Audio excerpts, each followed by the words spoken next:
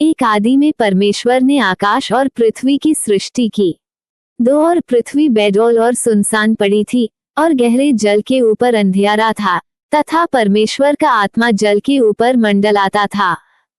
3 तब परमेश्वर ने कहा, उजियाला हो, तो उजियाला हो गया।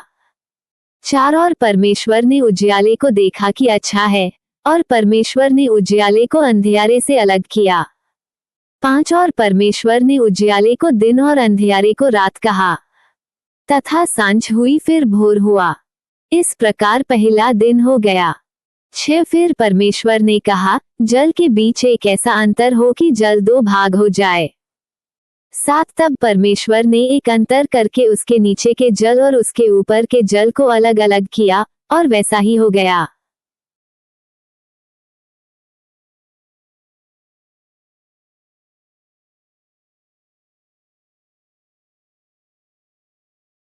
आठ और परमेश्वर ने उस अंतर को आकाश कहा। तथा सांझ हुई फिर भोर हुआ। इस प्रकार दूसरा दिन हो गया। 9 फिर परमेश्वर ने कहा, आकाश के नीचे का जल एक स्थान में इकट्ठा हो जाए और सूखी भूमि दिखाई दे, और वैसा ही हो गया। 10 और परमेश्वर ने सूखी भूमि को पृथ्वी कहा, तथा जो जल इकट्ठा हुआ उसको उसने समुद्र कहा, और परमेश्वर ने देखा कि अच्छा है। 11 फिर परमेश्वर ने कहा, पृथ्वी से हरी घास तथा बीज वाले छोटे छोटे पेड़ और फलदायी वृक्ष भी जिनके बीज उन्हीं में एक एक की जाति के अनुसार होते हैं पृथ्वी पर उगे, और वैसा ही हो गया। 12 तो पृथ्वी से हरी घास और छोटे छोटे पेड़ जिनमें अपनी अपनी जाति के अनुसार बीज होता है, और फलदायी वृक्ष जिनके बीज एक एक की जाति के अनुसार उन्हीं में होते हैं उगे, और परमेश्वर ने देखा कि अच्छा है। 13 तथा सांझ हुई फिर भोर हुआ। इस प्रकार तीसरा दिन हो गया।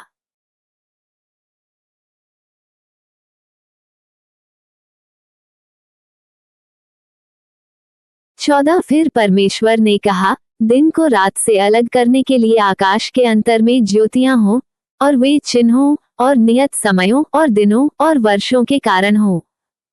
15 और वे ज्योतियां आकाश के अंतर में पृथ्वी पर प्रकाश देने वाली भी ठहरी, और वैसा ही हो गया। 16 तब परमेश्वर ने 2 बड़ी ज्योतियां बनाई, उनमें से बड़ी ज्योति को दिन पर प्रभुता करने के लिए, और छोटी ज्योति को रात पर प्रभुता करने के लिए बनाया, और तारागण को भी बनाया। 17 परमेश्वर ने उनको आकाश के अंतर में इसलिए रखा कि वे पृथ्वी पर प्रकाश दें। 18 तथा दिन और रात पर प्रभुता करें और उजियाले को अंधियारे से अलग करें, और परमेश्वर ने देखा कि अच्छा है। 19 तथा सांझ हुई फिर भोर हुआ। इस प्रकार चौथा दिन हो गया।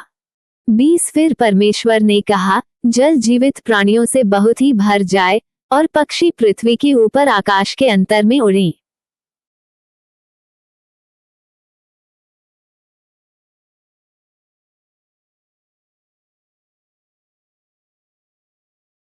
इक्कीस इसलिए परमेश्वर ने जाति जाति के बड़े बड़े जल जंतुओं की और उन सब जीवित प्राणियों की भी सृष्टि की जो चलते फिरते हैं जिनसे जल बहुत ही भर गया, और एक एक जाति के उड़ने वाले पक्षियों की भी सृष्टि की, और परमेश्वर ने देखा कि अच्छा है। 22 और परमेश्वर ने ये कह के उनको आशीष दी कि फूलों फलों और समुद्र के जल में भर जाओ, और पक्षी पृथ्वी पर बढ़ें। 23 तथा सांझ हुई फिर भोर हुआ। इस प्रकार पांचवां दिन हो गया। 24 फिर परमेश्वर ने कहा, पृथ्वी से एक एक जाति के जीवित प्राणी अर्थात घरेलू पशु और रेंगने वाले जंतु और पृथ्वी के वन पशु जाति जाति के अनुसार उत्पन्न हो, और वैसा ही हो गया। 25 परमेश्वर ने पृथ्वी के जाति जाति के वन पशुओं को और जाति जाति के घरेलू पशुओं को और जाति जाति के भूमि पर सब रेंगने वाले जंतुओं को बनाया, और परमेश्वर ने देखा कि अच्छा है।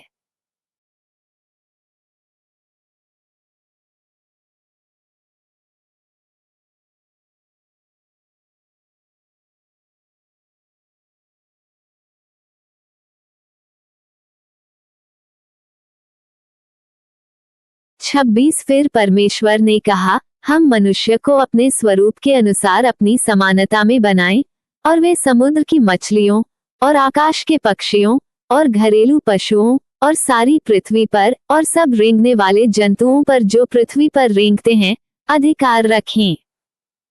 27 तब परमेश्वर ने मनुष्य को अपने स्वरूप के अनुसार उत्पन्न किया, अपने ही स्वरूप के अनुसार परमेश्वर ने उसको उत्पन्न किया, नर और नारी करके उसने मनुष्यों की सृष्टि की।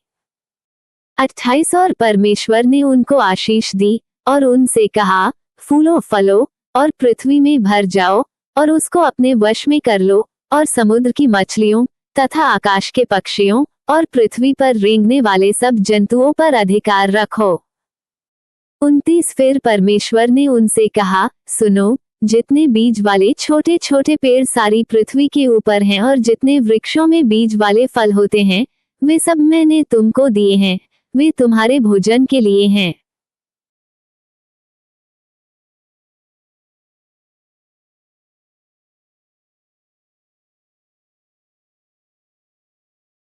तीस और जितने पृथ्वी के पशु और आकाश के पक्षी और पृथ्वी पर रेंगने वाले जंतु हैं जिनमें जीवन के प्राण हैं उन सब के खाने के लिए मैंने सब हरे हरे छोटे पेड़ दिए हैं।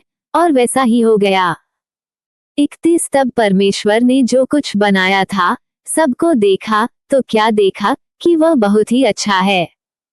तथा सांझ हुई फिर भोर हुआ। इस प्रकार छठवां दिन हो गया।